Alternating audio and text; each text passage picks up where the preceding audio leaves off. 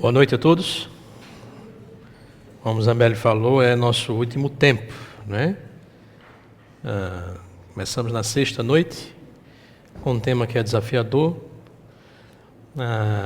Nós constatamos que a igreja tem passado por um processo de crescimento exponencial no Brasil, mas esse crescimento exponencial no Brasil não vem acompanhado de uma consciência missionária, uma consciência missional. E ao mesmo tempo que a igreja avança sua presença arquitetônica, sua presença em números nas grandes cidades, a cultura, a sociedade, o país, a cidade, o bairro e as famílias não melhoram. Não há transformação.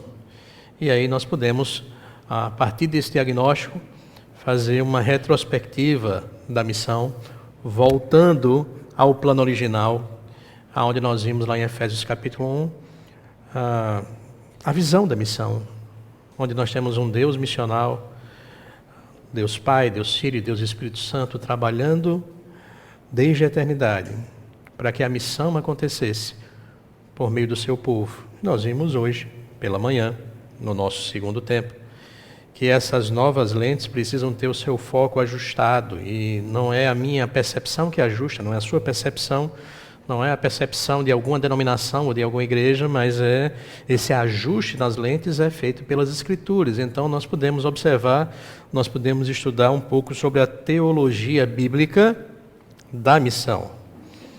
E foi um tempo desafiador para nós, né? Entendemos que as Escrituras de Gênesis e Apocalipse revelam um Deus missional, um Deus que tem um alcance global, um Deus que quer resgatar, como foi cantado e dito aqui, pessoas de toda a raça, tribo, língua e nação. E esse Deus usou para isso no Velho Testamento o povo de Israel e usa agora no Novo Testamento a sua igreja.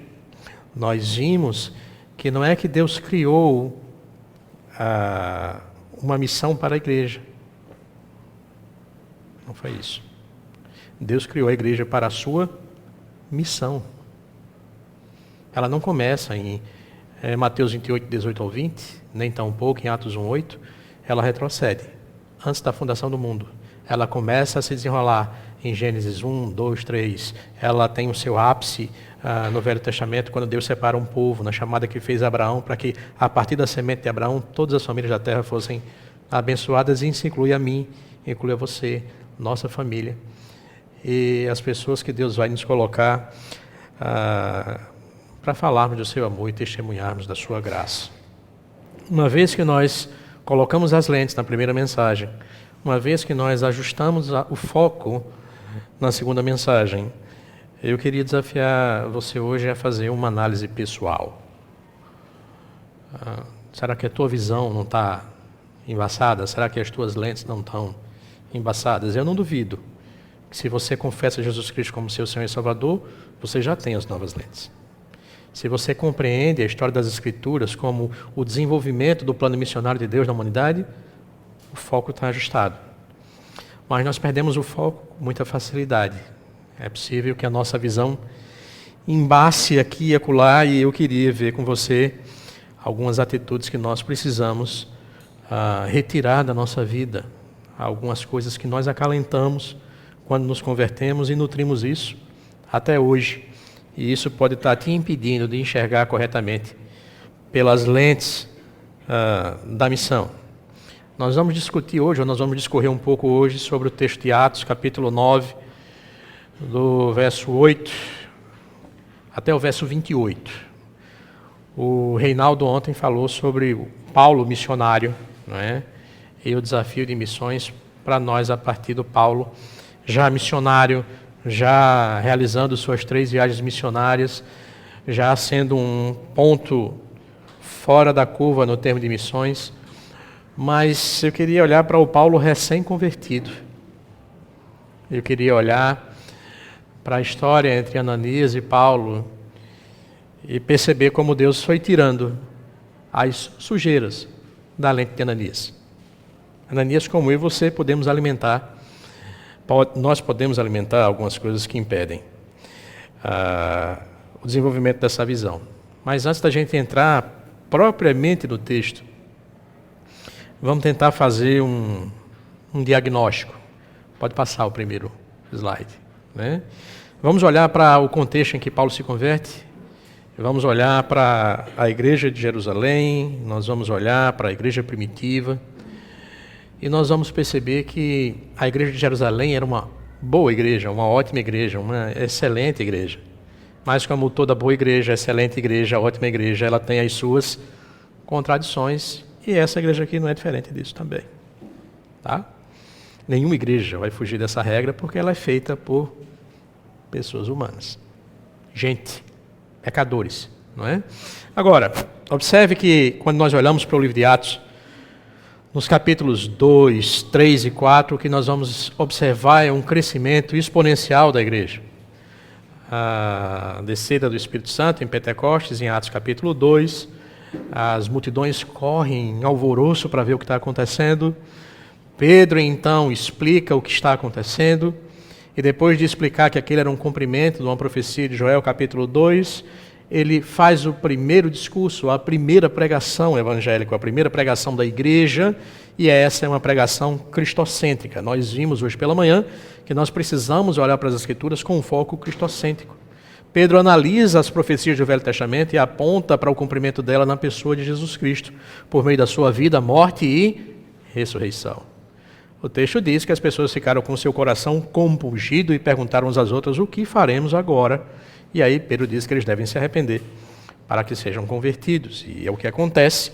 E a igreja, uma comunidade de 120 pessoas, exponencialmente cresce para 3.000 pessoas, sem contar mulheres e homens.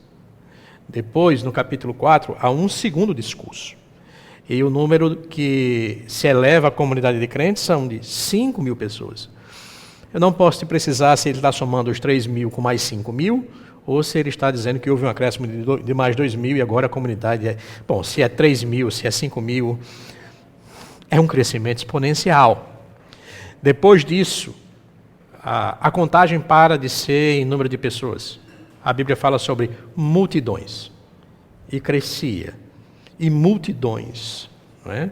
Ou seja, a igreja continuou crescendo. E você poderia dizer, opa, tá joia, e é o objetivo da igreja que ela cresça, não é? Mas quando você vai passando um pouquinho as páginas e você chega no livro de Atos, no capítulo 6, você vai ver que esse crescimento era um crescimento limitado a uma forma de enxergar a missão. A ideia da igreja inicialmente ainda era que o evangelho era somente para os judeus. Essa mentalidade extremamente judaica, xenófoba, precisou ser destruída, dinamitada na cabeça dos apóstolos para que a igreja realmente cumprisse o seu papel. Então, em Atos capítulo 6, você vai ter a primeira grande confusão dentro da igreja. A igreja cresceu ao ponto que no processo de ação social da igreja havia uma predileção na distribuição das ofertas para as viúvas de origem judaica e em predileção das viúvas de origem não judaica. E aí a igreja precisou fazer uma reunião. Foram levantados ali 7 homens cheios de Espírito Santo para que pudessem fazer aquela distribuição de forma equânime e que os apóstolos pudessem se concentrar naquilo que eles realmente deveriam fazer. Mas quando nós olhamos um pouco mais para frente, em Atos capítulo 8, acontece uma perseguição e aqueles, exceto os judeus, fogem de Jerusalém por causa da perseguição e eles vão pregando somente nas aldeias e nas cidades para o povo judeu.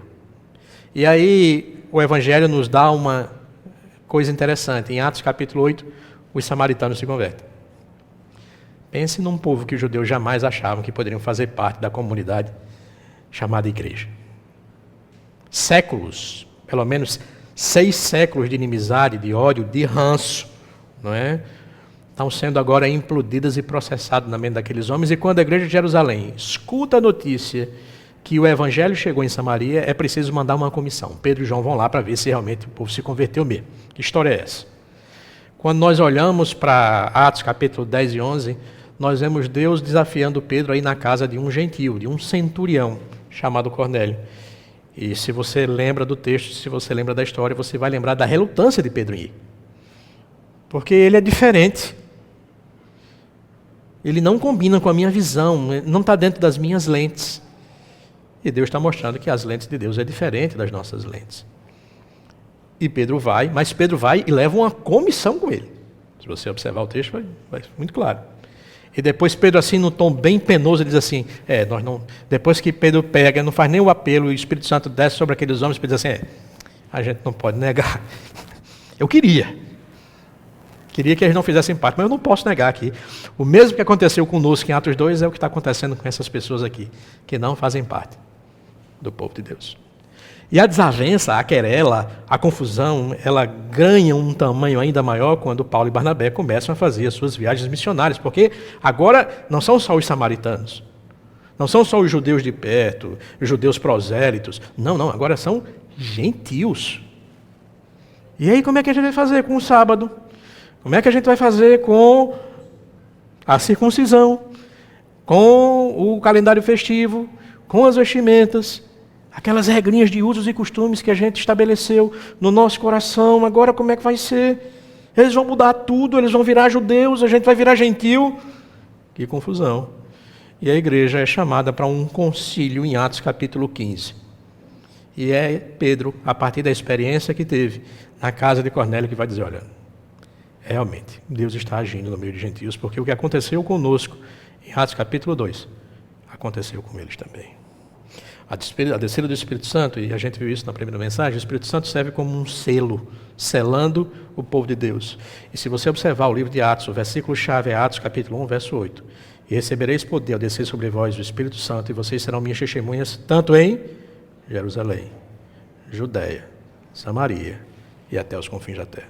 O livro de Atos, por Lucas, é escrito nessa perspectiva, e o derramamento do Espírito Santo, com sinal sensível de glossolalia, acontece em Atos 2 em Jerusalém, acontece em Atos 9 na Samar, Atos 8 na Samaria, acontece em Atos 10 na Judeia, porque Cornélio morava ali, e acontece em Atos capítulo 18 ou 19 em Éfeso.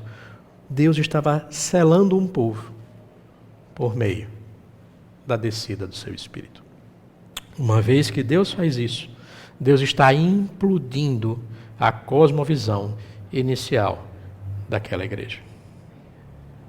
A igreja de Jerusalém não conseguiu compreender isso em sua totalidade. E aí Deus levanta uma outra igreja, a igreja de Antioquia. E a igreja de Antioquia, ela tinha 5 pastores, cada um de uma origem completamente diferente. Porque eu disse ontem e afirmei hoje, a igreja é a comunhão dos irreconciliáveis. Somente a igreja pode fazer isso. Eu preguei recentemente num local chamado Macau, que é um grande produtor de sal do Brasil, que é lá no Rio Grande do Norte. E lá tinha um lugar que era a Embaixada do Flamengo. E é conhecido na cidade como a Igreja do Flamengo. E realmente o pessoal todo jogo do Flamengo, a turma vai para lá. Eu sou flamenguista, desculpe se decepcionei vocês. Mas certamente se eu chegasse ali eu seria bem recebido ou mal recebido? Bem recebido, porque nós temos coisas o quê? Coisas em comum. Dizer que nós temos comunhão com alguém porque nós temos coisas em comum, é isso que o mundo faz. A igreja não. A igreja é a comunhão dos irreconciliáveis. E Paulo diz que Jesus Cristo em Efésios veio para isso, para derrubar a barreira de inimizade e fazer dos dois povos, judeus e gentios, um só povo. Ou melhor dizendo, uma nova criação, uma nova humanidade. É isso que nós somos.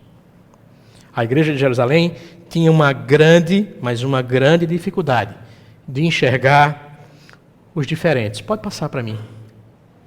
Mas antes que você se sente na sua cadeira de juiz e comece a dizer que a igreja de Jerusalém não está com nada, que a igreja boa mesmo é a igreja de Antioquia, será que a gente não passa pelo mesmo problema? Será que não existe pessoas na nossa mente que são invisíveis para nós?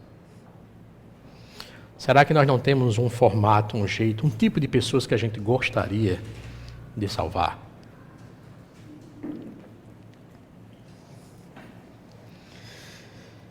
No capítulo 9 do livro de Atos, nós somos brindados com isso.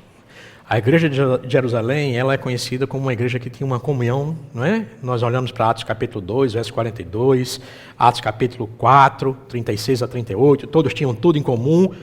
A koinonia era tão boa que virou koinonite. virou uma inflamação que não permitia que a igreja enxergasse os diferentes. E às vezes nós cultivamos um clima tão bom dentro da igreja, mas tão bom, é um ambiente tão aconchegante, que nós muitas vezes podemos perder o foco da missão e nós nos fechamos para nós mesmos. E eu queria desafiar você agora a olhar para o livro de Atos, capítulo 9, e ver Deus limpando as lentes de Ananias no processo de acolhimento do apóstolo Paulo. Mas antes disso, eu queria convidar você a curvar a sua cabeça, fechar os seus olhos, e nós vamos orar mais uma vez. Santo Deus, Pai amado, nós te damos graças por tua bondade e tua fidelidade. Muito obrigado por ter nos trazido até aqui.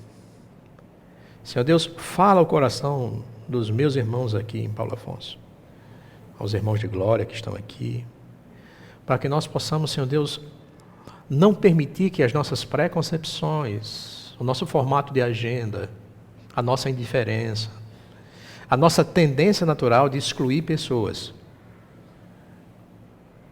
nos tire o foco, suje as nossas lentes, e que nós não venhamos perder a oportunidade, o privilégio que Deus está nos dando, de fazer a diferença na vida de tantas pessoas ao redor dessa comunidade, dessa cidade e desses povoados. É assim, Deus, que eu oro no nome santo e poderoso de Jesus. Amém. Pode passar.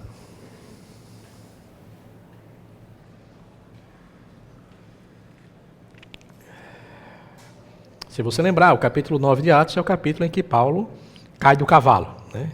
O capítulo 9 é qual? É aquele, é uma criança uma vez andando assim. Não é aquele que Paulo cai do cavalo? É. Jesus aparece para Paulo, né? Paulo cai do cavalo, cego, desorientado. Mas antes de Paulo cair daquele cavalo, o texto diz que ele sai com cartas de Jerusalém, com cartas do Sinédrio, para colocar suas mãos sobre a igreja, para perseguir, prender, torturar e matar. A expressão que Lucas usa é assim: Paulo respirava ameaças contra a igreja. Eu não sei se é do seu tempo, mas do meu tempo tinha um desenho animado que tinha um touro e o toureiro com um pano assim vermelho, não é? E aí você via aquele touro dando uma marrada e saía fumaça do nariz dele. É mais ou menos exatamente isso. A figura da palavra naquele texto. Respirar. Paulo baforava ódio.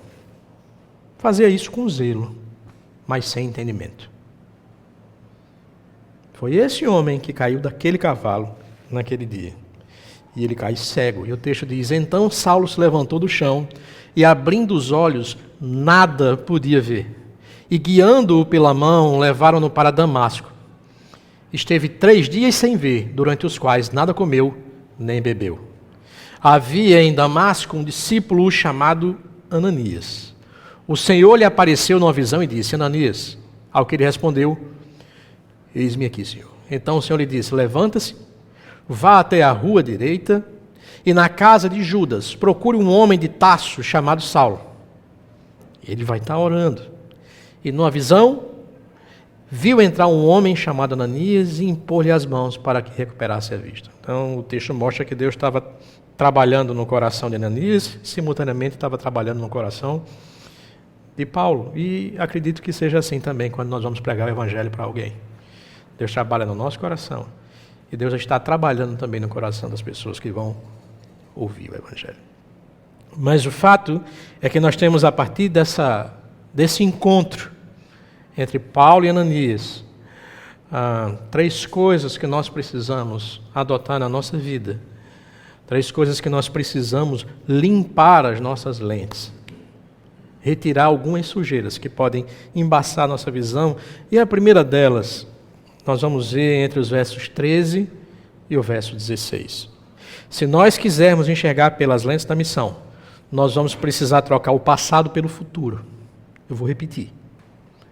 Se nós quisermos realmente enxergar pelas lentes da missão, nós vamos precisar trocar o passado pelo futuro. O que é que eu quero dizer com isso? Observe o que diz o verso 13. Ananias, porém, respondeu. Deus disse: Ananias, vá. mostrou aonde ele devia ir, não é? Quem ele devia procurar, o que a pessoa que ele deveria procurar estava fazendo. E aí Ananias disse: Senhor, eu tenho ouvido desse camarada, eu tenho ouvido a esse Senhor, a este homem, a respeito dele, quanto mal tem feito aos santos em Jerusalém. Ananias estava enxergando com as lentes do passado. Ananias estava enxergando o currículo de Paulo. Ananias estava enxergando o que a gente enxerga nas pessoas. Geralmente a gente só enxerga o lado o quê? Negativo das pessoas. Essa é uma tendência nossa. E nós precisamos reconhecer isso. Ananias estava aqui olhando para o card de Paulo. Observe o verso 14. E aqui em Damasco, ele tem autorizações dos principais sacerdotes para prender todos que invocam o teu nome. Ananias tinha uma ideia pré-concebida de quem ele deveria e de quem ele não deveria evangelizar, ainda que Deus dissesse, vá. Nós vimos hoje pela manhã que nós recebemos uma ordem de Deus, que nós devíamos o quê? Ir. E ir fazer o quê? Aonde? Aí ele estabeleceu o perfil de pessoas com as quais nós devíamos trabalhar, o grupo social, a faixa etária, a questão econômica. Não. Aos olhos de Deus, como Paulo vai dizer em Romanos capítulo 3, todos pecaram e carecem da glória de Deus. Seja alguém que mora na casa mais sofisticada de Paulo Afonso, até a pessoa que mora na choupana mais distante dos povoados aqui de Glória e de Quixaba. Ambos são alvo dessa missão. Ambos estão no nosso prognóstico e às vezes nós fazemos exatamente isso que Ananias fez. Às vezes as pessoas passam ao nosso redor cegas, perdidas. Paulo aqui está perdido. Ele está orando, ele está buscando a Deus, ele está procurando respostas. E talvez aqui nas redondezas da nossa igreja tenham pessoas trancadas no seu quarto, chorando por causa de um casamento destruído, por causa de um filho que está enveredando pelo caminho das drogas, por causa das depressões, por causa das angústias, por causa das crises, as pessoas estão sofrendo e a gente está aqui.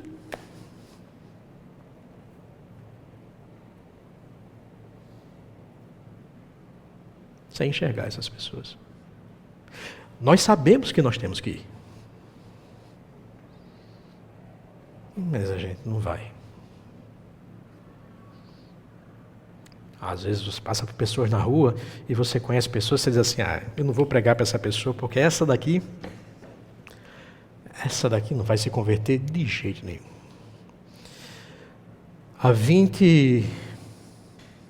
Chega uma idade da nossa vida que a gente tem até dificuldade de fazer a conta. Mas há 23 anos atrás, o Senhor me alcançou. E eu tinha um currículo de vida bem difícil. Na minha família tinham pessoas que eram crentes, mas elas, depois que me converteram, disseram, eu nunca preguei para você, porque eu nunca imaginei que você iria responder ao chamado de Deus. Por que elas pensaram isso? Porque elas estavam olhando para o passado. Elas estavam olhando para o currículo de Alexandre. E Deus nos direciona a olhar para as pessoas não com esse tipo de olhar, mas olhar para o futuro, ou seja, olhar para aquilo que Deus pode fazer na vida das pessoas que nós consideramos ninguém. Observe o que Deus faz aí com Ananias nos versos 15 e 16. Acompanhe na sua Bíblia. Ananias olhou para o passado e disse, Senhor, eu não vou. Eu acho, olha, ele não disse eu não vou, mas ele disse, Senhor, olha, tem certeza que é isso aqui? E Deus disse assim, mas o Senhor disse a Ananias, vá. Porque se para você, Ananias, esse camarada não tem futuro, se para você, Ananias, esse cara representa tudo que você despreza, se para você, Ananias, esse cara representa uma ameaça, para mim, ele é um vaso escolhido. Ele foi escolhido por mim para levar o meu nome diante dos gentios e reis, bem como diante dos filhos de Israel. Vá, Ananias.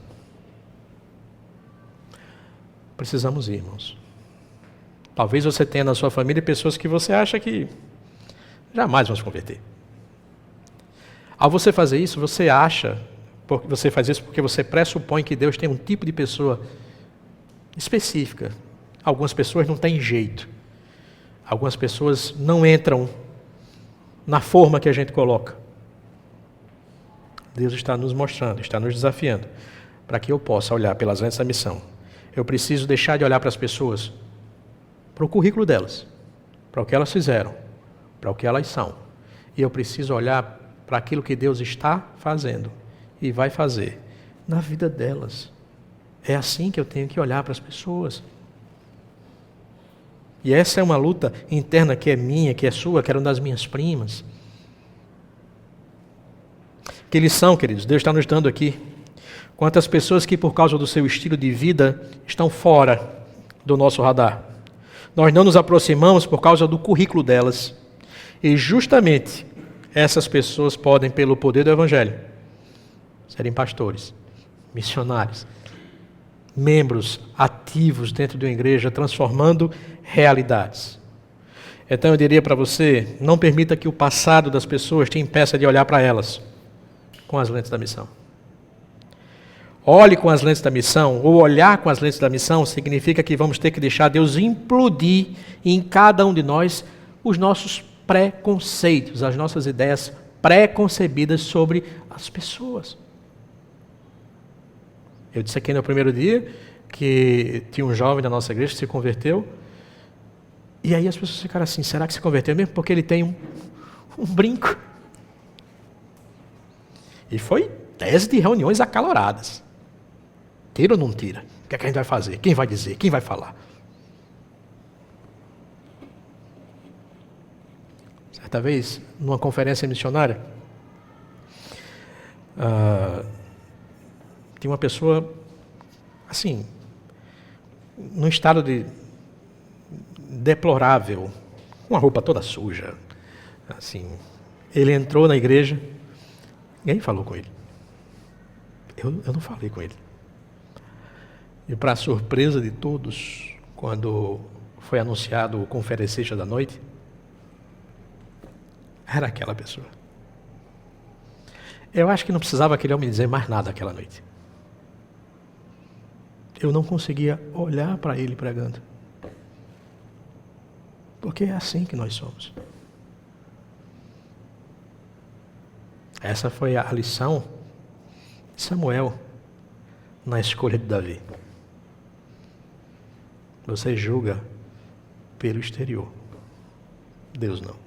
Então não impeça que o exterior das pessoas, o seu estereotipo, o seu currículo, impeça você de fazer missão. Quais são os preconceitos que você alimenta no seu coração que impedem você de sair da sua zona de conforto e pregar o evangelho para pessoas que você acha que jamais vão se converter?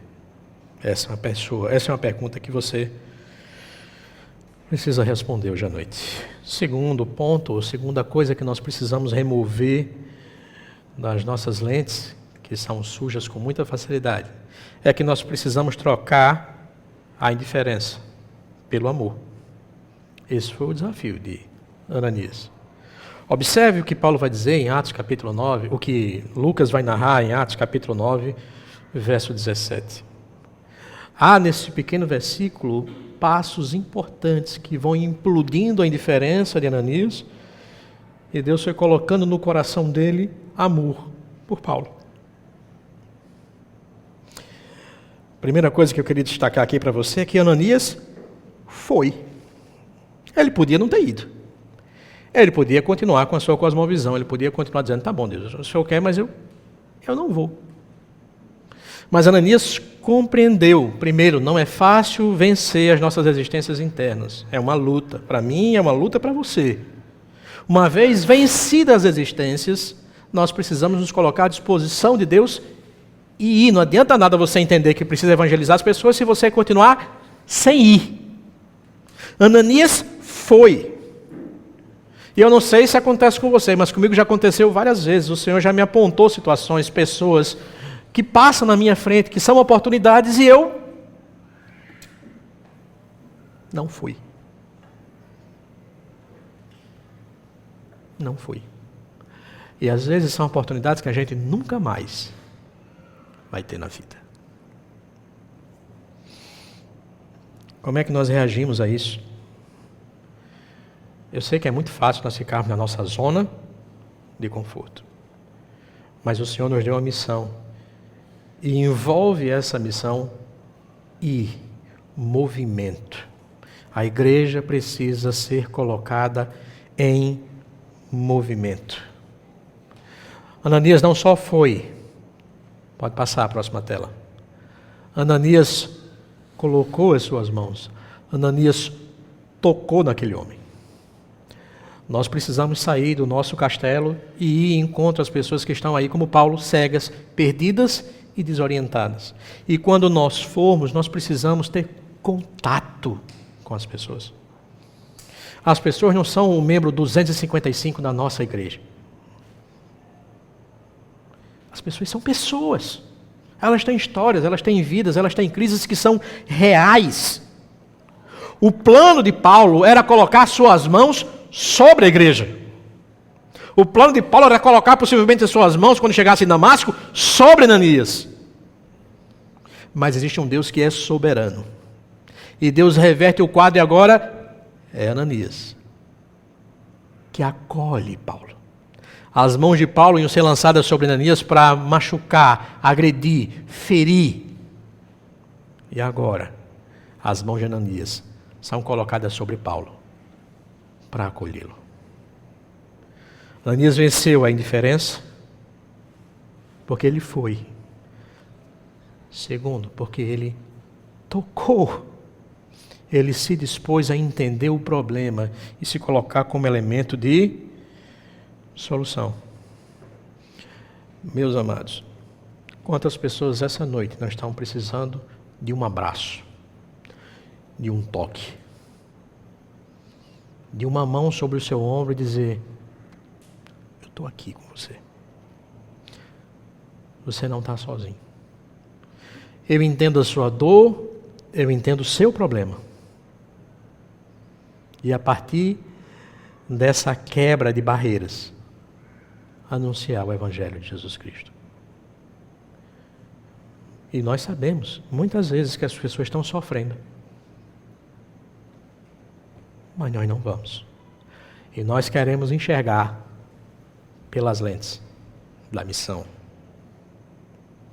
Terceira coisa que me chama a atenção, e pode colocar no slide, é que as primeiras palavras que Paulo escuta da boca de Ananias são preciosas. Veja, Ananias podia chegar lá em Paulo e dizer assim: Paulo, eu estou aqui, eu vou falar num nordestinês bem claro. Paulo, eu estou aqui, mas assim, eu não queria estar aqui não. Sabe por quê? Porque você é um cabra safado. Eu sei quem você é. Você está querendo se esconder agora, atrás da religião. Eu sei o que você fez, cabra, tenha coragem. Eu estou aqui, mas estou contra a vontade. Eu estou contra a gosto, porque eu não estou acreditando muito que você pode mudar. Foi assim que Ananias falou com Paulo? Ananias apresentou o currículo de Paulo. Paulo, está lembrado do que tu fizesse? Paulo, está lembrado do que é que tu vinha fazer aqui? Ananias disse o quê? Meu irmão. Isso é acolher as pessoas. Isso é enxergar as pessoas pelas lentes de Deus. Tem pessoas aí fora que estão cegas, que estão perdidas. Que nós precisamos ir ao encontro delas, nos relacionar com elas e levá-las a serem reconhecidas como nossas irmãs. O meu irmão, tem uma música que eu gosto muito que diz assim: eu sei que foi pago um alto preço, para que contigo tu fosse feito o meu irmão.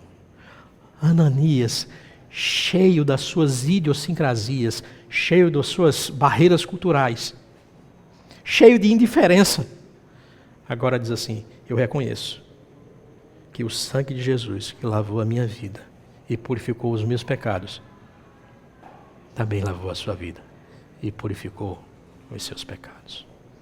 Eu não sou melhor do que você em nada. Nós não somos melhores do que os outros em nada. Mas muitas vezes nós somos cheios de indiferença.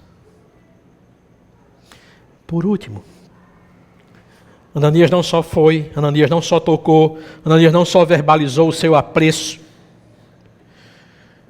Ananias não chegou para lá e disse assim: Paulo, é o seguinte, você agora vai entrar para a minha igreja.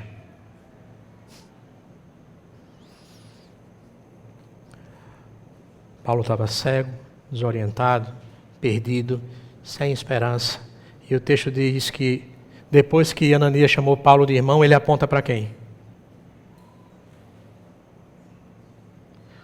O Senhor Jesus.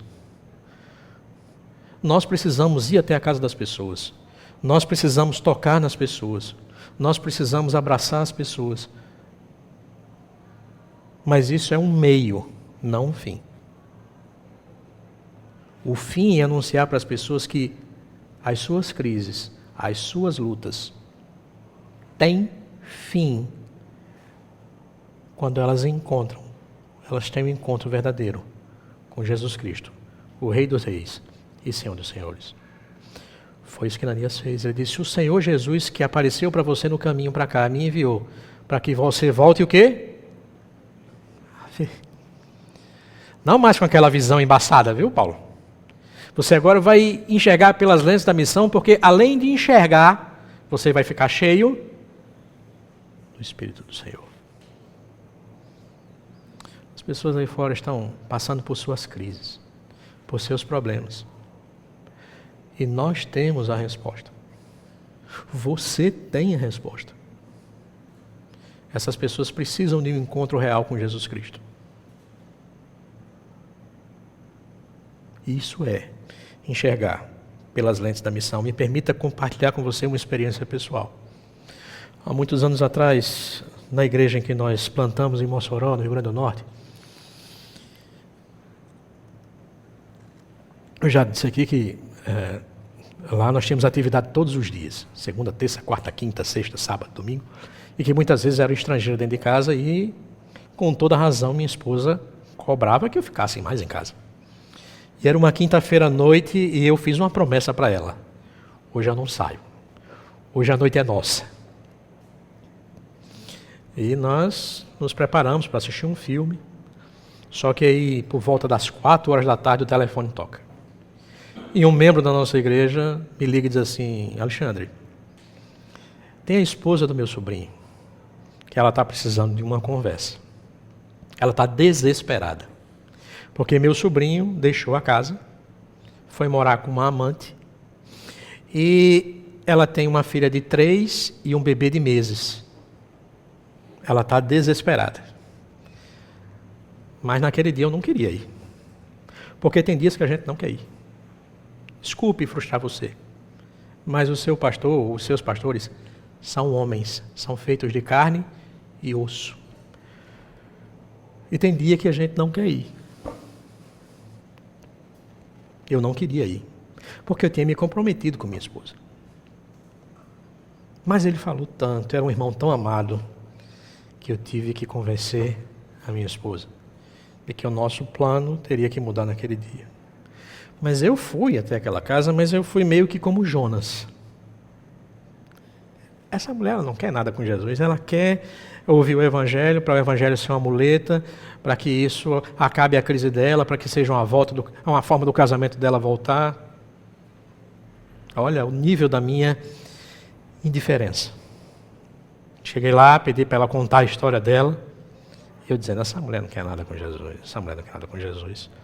E depois que ela falou, eu preguei o Evangelho para ela. E fiz questão de deixar bem claro que o Evangelho não era moeda de troca. E ao final, a Solange disse assim: eu quero esse Jesus. Nossa, que lição eu tive naquele dia. A gente quer controlar a nossa agenda, irmãos. Eu não indico ninguém a viver uma religiosidade de 7 dias por semana de forma tão ativa dentro das paredes. Mas eu indico que você tenha os seus 7 dias por semana abertos à disposição para o agir de Deus para salvar pessoas. Solange se converteu e é interessante como Deus faz as coisas. Ou deu uma chuva muito forte em Mossoró, o muro da casa dela caiu. Literalmente caiu o muro. A sogra de Solange liga para o marido de Solange, Diego, e diz assim: olha, você pode até ficar com sua amante, mas você vai ter que voltar para casa. Enquanto o muro da sua casa estiver derrubado e seus filhos estiverem expostos, você vai ficar em casa. E Diego foi para a casa dele como eu fui, a contragosto. Só que Diego, quando chegou em casa e passou uma semana até que o muro fosse reconstruído, Diego começou a perceber que a mulher dele não era mais a mesma pessoa.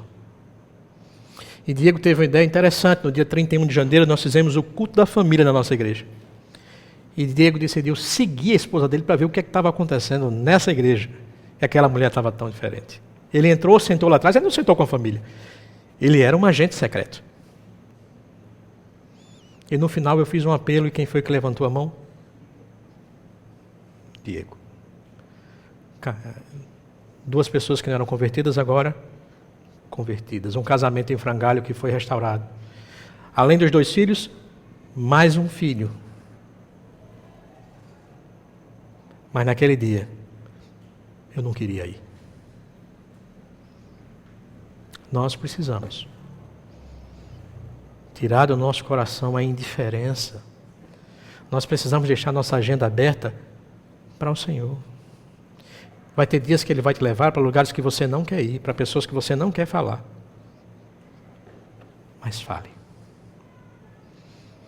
Fale. Vá. Não perca as oportunidades. Assim como Ananias, nós precisamos abrir mão da nossa indiferença, nos colocar à disposição e obedecermos ao ir do Senhor e sermos a resposta de Deus para os que sofrem.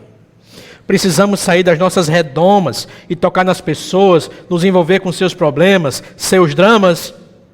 E nós fazemos isso quando nós apontamos a essas pessoas que a resposta para os seus dilemas se encontra em Jesus Cristo e numa vida cheia do Espírito do Santo de Deus. Por último, nós precisamos enxergar pelas lentes da missão, ou nós começamos a enxergar pelas lentes da missão, quando nós trocamos a exclusão pela inclusão. Nós, por natureza, nós somos excludentes. Olhe para a sociedade. A sociedade se divide entre ricos e pobres, brancos e negros, capitalistas e socialistas, esquerda versus direita, fla-flu. Sim. Eu li um livro de um autor americano chamado Disciplinas de um Homem Cristão. Não sei se você chegou a ler esse livro já. É interessante, ele diz que um time de futebol americano, e era um time de pessoas crentes. E aí, isso na década de 60, eles iam jogar, e aí o ônibus tinha 2 bancos. De um lado tinha os bancos onde sentavam os brancos, e do outro lado tinha os bancos onde sentavam os negros. E aquilo incomodou o treinador mandou parar o ônibus e disse assim: desce todo mundo. Aí desceu todo mundo. Ele disse assim: agora nós não temos mais brancos e pretos, agora todo mundo é verde. Só olhou assim, o treinador achou que o pessoal entendeu a missão e subiram. E sentaram novamente em bancos separados. E o treinador disse: vocês não entenderam? Entendemos, é porque aqui tem os verdes claros e os verdes escuros. É assim que nós somos. Nós somos assim. Nós temos uma dificuldade muito grande de incluir as pessoas. Seja numa igreja grande, seja numa igreja pequena. A nossa tendência é de dificultar para que as pessoas vivam o convívio da igreja. Observe o que Paulo vai dizer aí, o que Lucas vai dizer aí nos versos 18 e verso 19, narrando a conversão de Paulo. Após ser acolhido como irmão, agora Paulo passa a ser de forma oficial, um membro da família de Deus. O texto diz que ele se levantou e foi batizado. Ele foi incluso naquela família. Ele permaneceu alguns dias com aquelas pessoas. Agora, veja, a conversão de Paulo não foi fácil. Os seus primeiros dias tampouco seriam fáceis. Paulo teve uma dificuldade muito grande com seus antigos parceiros. Pode passar. E logo nas sinagogas proclamava Jesus, afirmando que ele é o Filho de Deus. Todos os que ouviam Saulo estavam atônitos e diziam: não é esse que exterminava em Jerusalém os que invocavam o nome de Jesus e veio para cá precisamente para prender e levá-los aos principais sacerdotes? Saulo, porém, cada vez se fortalecia e confundia os judeus que moravam em Damasco, demonstrando que Jesus é o Cristo. Pode passar. Decorridos muitos dias, os antigos parceiros de Paulo resolveram fazer o quê? Vou matar Paulo. Mas ele ficou sabendo do plano deles, dia e noite guardavam também os portões da cidade para matar Paulo. E a estratégia da igreja, daqueles irmãos que ali receberam Paulo, foi o quê? Colocar Paulo aonde? Num cesto. Verso 26, após Paulo fugir de Damasco, ele chega em Jerusalém. E agora a dificuldade não é só dos seus antigos parceiros de aceitarem Paulo, mas é dos seus irmãos aceitarem Paulo. A dificuldade de Ananias não era dificuldade só de Ananias. Observe o que diz o verso 26. Quando chegou a Jerusalém, Saulo procurou juntar seus discípulos de Jesus. Porém, todos tinham o quê? Estavam olhando para Paulo com as lentes do passado. E não com aquilo que Deus estava fazendo na vida de Paulo. E o verso 27 apresenta a mim e a você um camarada que para mim é muito precioso nas Escrituras. Mas Barnabé, tomando consigo Paulo, levou aos apóstolos. E contou a eles como Saulo tinha visto o Senhor no caminho. E como Deus trabalhou na vida dele. Esse é o resumo desse texto.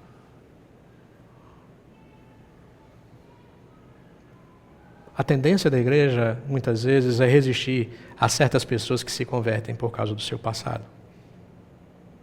E o texto mostra que Saulo foi acolhido, porque um irmão se levantou naquela igreja e disse: não, ele é nosso irmão.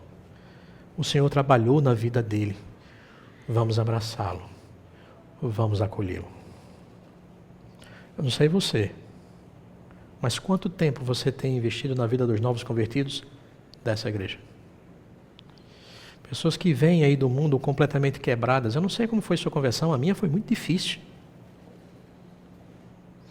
E a maneira como a igreja me acolheu foi fundamental para que tantas concepções e tantas coisas que marcavam a minha vida fossem quebradas e implodidas pelo amor de Deus, visto no amor dos irmãos por mim. A gente acha que basta a pessoa levantar a sua mão e ela vai para uma sala de novos convertidos, tem 10, 12 lições e agora pronto, o discipulado foi feito, joga o camarada com todas as suas crises, suas neuras, os impactos que o evangelho pode produzir nas mudanças, as lutas internas. E pronto, agora deixa ele se virar o quê? Sozinho.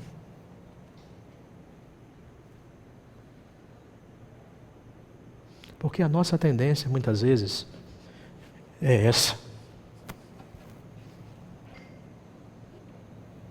Enxergar com as lentes da missão me leva a olhar não apenas para fora das paredes da igreja, mas também nos leva a ter um cuidado com aqueles que estão chegando dentro dela. Evangelizar alguém é só o passo inicial da missão. Porque a missão não é evangelizar, a missão é fazer o quê? Discípulos. Isso envolve tempo, disponibilidade, vai exigir de mim meus recursos, renúncia. Esse é o preço. E precisa ser capitalizado por mim e por você. As pessoas chegam no mundo por trás daquele sorriso, muitas vezes bastante quebradas. Me permita concluir fazendo uma pergunta para você. Nós vimos aqui 3 personagens. Quem é você nessa história? Talvez você tenha chegado aqui hoje à noite como Paulo. Cego, desorientado. Você não consegue enxergar o plano de Deus na sua vida. E você, em desespero, está pedindo a Deus que Deus envie para você uma resposta. A resposta para a sua vida é Jesus de Nazaré. Ele vai tirar a venda dos seus olhos. Ele vai fazer com que você enxergue. Se você chegou hoje à noite até a nossa igreja, através de um convite de alguém, ou você já tem frequentado essa igreja, mas você estava cego e Deus tirou dos seus olhos as vendas, nos permita acolher você hoje à noite, te dar um abraço e dizer: seja bem-vindo, meu irmão em Cristo Jesus. Talvez você seja ou se identifique com Ananias. Você não é mais cego. Você já tem as lentes da missão. Mas ainda dentro de você é uma série de resistências a obedecer o ID do Senhor. Você tem a sua lista de pode e não pode. Você tem a sua agenda formada, sempre cheia para uma série de coisas, menos para a obra de Deus. Se você está nesse estágio da missão, eu quero que você ore hoje. Reconheça que as suas concepções precisam ser trocadas. Que você precisa enxergar as pessoas por aquilo não que elas são, mas por aquilo que Deus pode fazer na vida de cada uma delas. E se coloque à disposição do Senhor para ir, tocar, falar e apresentar Jesus Cristo como a esperança para corações desesperançados. Se esse é o seu caso, há esperança para você também. Talvez você seja um Barnabé. Deus te levantou para acolher pessoas nessa igreja. E se você não é como Barnabé, você precisa reconhecer que esse é seu papel como membro dessa igreja. Não é simplesmente apresentar Jesus e falar de Jesus e deixar que as pessoas se virem. Mas é abrir a sua agenda para abraçar os de fora e acolher os de dentro. Cuidar deles. Porque assim como Ananias disse a Paulo, agora ele é seu irmão. E muitas vezes nós olhamos para os nossos irmãos como Caim. Deus perguntou: Caim, cadê Abel? E ele disse: por acaso sou eu, tutor meu irmão? Nós nos chocamos com essa resposta de Caim. Mas muitas vezes nós agimos assim, com indiferença para com os nossos irmãos. Curva sua cabeça, feche os seus olhos. Você sabe quem é você nessa história. Paulo, Ananias, Barnabé.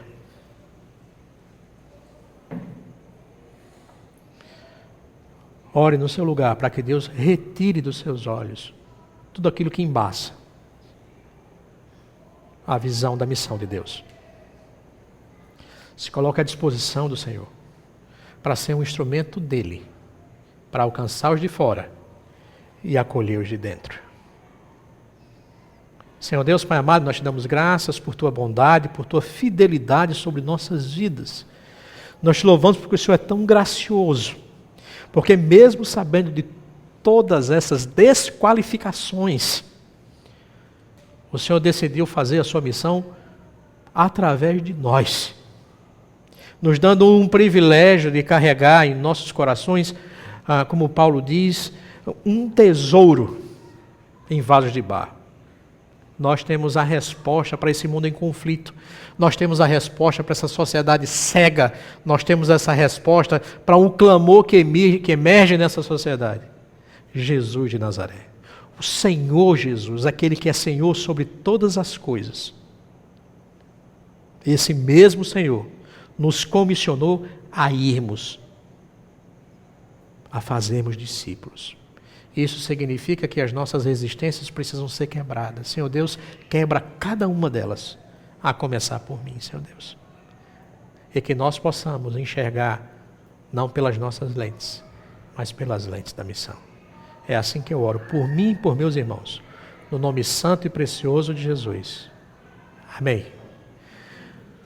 Se você chegou aqui como Paulo e deseja entregar a sua vida a Jesus, a igreja está à disposição para ouvir você, acolher você e cuidar da sua vida a partir de agora. Esse é o meu desejo para você.